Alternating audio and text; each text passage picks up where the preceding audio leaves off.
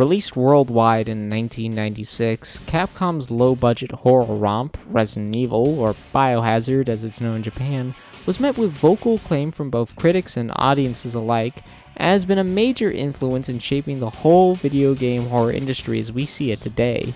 Hell, they even coined the term survival horror in the first place.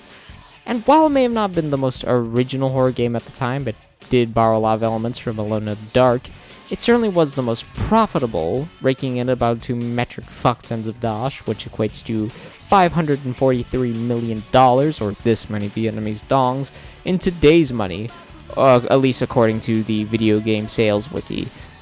Trustworthy, I know. Of course, with most smash hit titles, sequels were made, and so was history, as well as a bunch of knockoff titles made to capitalize off Resident Evil's success. So for this series, I'm going to be talking about those Resident Evil clones and sorting the good out from the bad. Just so we're clear on where I stand with most of these games, I've beaten nearly all of them prior to making this video. As for the ones I haven't, I've gone at least a fair ways into them to at least give my first impressions. Now, with that introduction out of the way, there's no better place to start this series than with the most blatantly obvious clone of them all.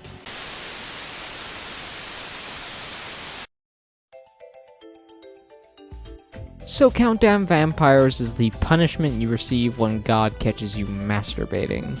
Okay, it ain't that bad, but it sure as hell ain't particularly good either. You see, in CV, not Code Veronica, you play as the shirtless protag himself, Keith Snyder, who does a better job explaining his purpose to the plot than I ever could.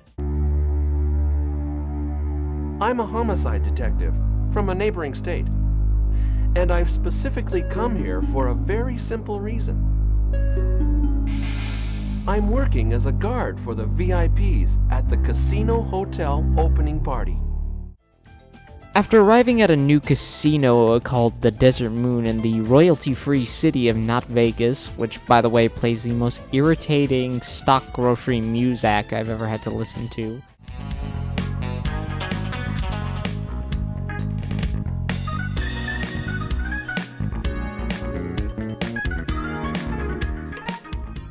shit goes down as a fire breaks out and some dancers turn into vampires for some reason, and they promptly turn everyone around you into a Nosferatu, which in no way, shape, or form are a reskin, a ripoff of the zombies from Resident Evil 2. Now it's officially your job to stop the forces of the not-so-undead with your stun globe. Everything about this game just screams knockoff. And when I mean knockoff, I don't mean the cool kind like Super Thomas. No, I mean the tappy toes kind. All the backgrounds are just painful to look at due to how low quality and boring they are. There's no style, there's just blankness and sadness here. Combat also just feels bad and off. Resident Evil 2 came out a year prior to this game, and it feels infinitely better. Hell, Resident Evil 1 feels more smooth, fluid, and grounded. When you shoot an enemy in Resident Evil, they usually have some, like, sort of reaction. Not these fucking vampires, though. They just keep coming until you pump them with, like, a bajillion bullets. I also kept finding myself getting caught on enemy geometry or their hitboxes, and honestly, that was really annoying when I wanted to run past enemies rather than shooting at them to conserve my ammo. But you know what, I'm done complaining about this game. It's a shameless knockoff of Resident Evil, and it's a shame that people want you to pay $20 for this shit on Amazon. You might be asking why all the footage is of the early game, and that's because that's all I was willing to muster up for this piece of shit. Beat it once a few years ago, and I'm not going through it again. If you have some, like, sort of sick, fucked up curiosity, then I highly recommend DXFan619's video, Games I Fucking Hate on it. And I'll leave that in the description. The man covers more on this game than I'd ever be willing to do. Anyways, next game.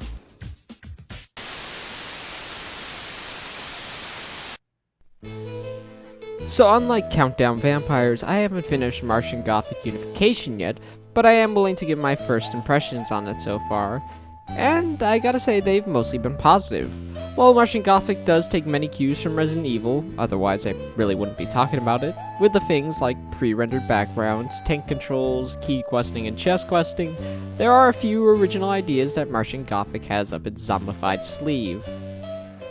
In Martian Gothic, you play as 3 different characters throughout the course of the game, and you can cycle between them at will. There is a small problem, however. If you come in contact with any of the other characters, it's game over.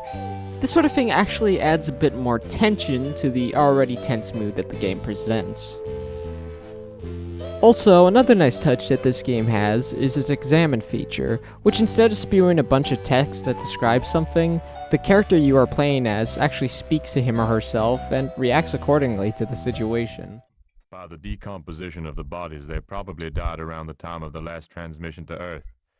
Weird thing is, they're like human freezers. I can feel the cold coming right out of them. This is helped by some decent and serviceable voice acting, and the descriptive writing of the game. I think this is mostly due to the part that Creative Reality's previous venture into the gaming scene was the infamously dark Dream Reb from 1994, which was a point-and-click adventure game that mostly relied on its descriptive writing to set the tone rather than its primitive visuals. You see, it's little details like these that can set a low-budget horror game above something like Countdown Vampires. The outer monster of the inner ring is on its way across the Martian surface to kick our butts, but good. Maybe you'd better stay out of the way, you being a woman and all. When the outer monster gets here, we're gonna be in deep shoe polish.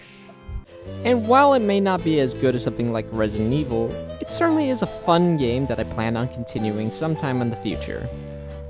Next game!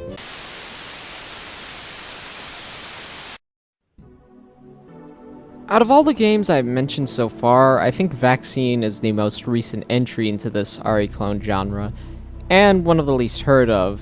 In fact, this game has only been out since February of this year, and I only heard it about a few weeks ago from RGT85, long after I started writing the script for this video, but there's no better place to talk about it than here and now, so why not? So, to put it bluntly, Vaccine is a very, very big love letter to the very first Resident Evil game from 1996. And I mean a really big love letter. In fact, there are, or at least what seem to be, pre-rendered backgrounds, a giant mansion with many rooms, tank controls, limited ammo, a male and female character select at the start of the game, and memos to reveal the plot. Hell, there's even a cool reference to one of the most iconic puzzles in the first Resident Evil. But the game does have some interesting mechanics that actually set it apart from all the other games, and make this game a great homage.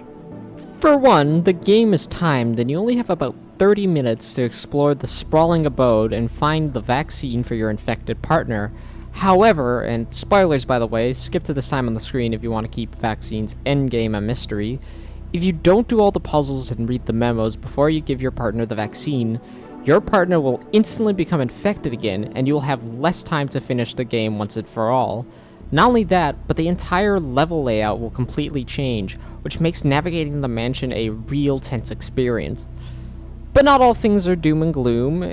In Vaccine's New Game Plus thingy, you get to keep all your items, as well as the keys, and all of your upgrades. Oh yeah, I forgot to mention that.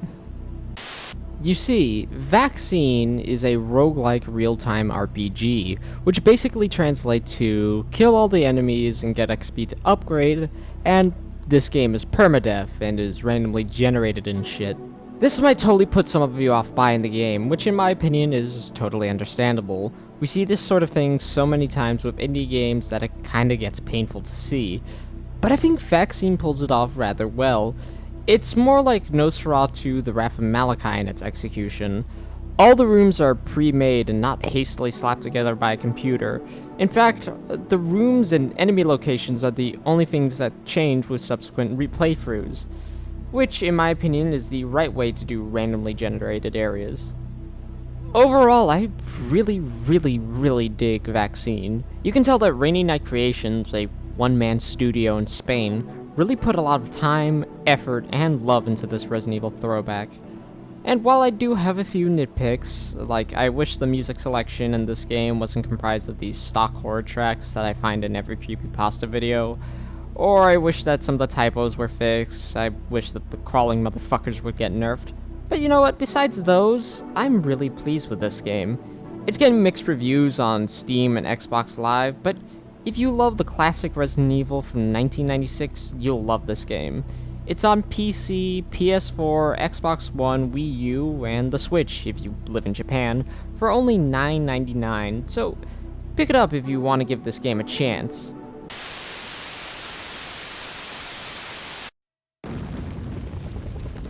So that's it for part 1 of this series, and I really hope you enjoyed it. It's been a while since I talked about niche games like these, and I've always enjoyed giving them some exposure to people who might be willing to check them out.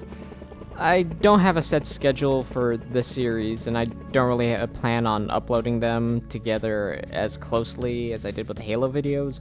This is mostly because I want to focus more on one-off videos like I used to rather than these long, multi-parted series. And plus, playing the same type of game over and over again can get old fast. But I don't intend to keep you guys waiting for too long. Anyways, thanks for watching, and I hope you guys come back to see the next video. Bye!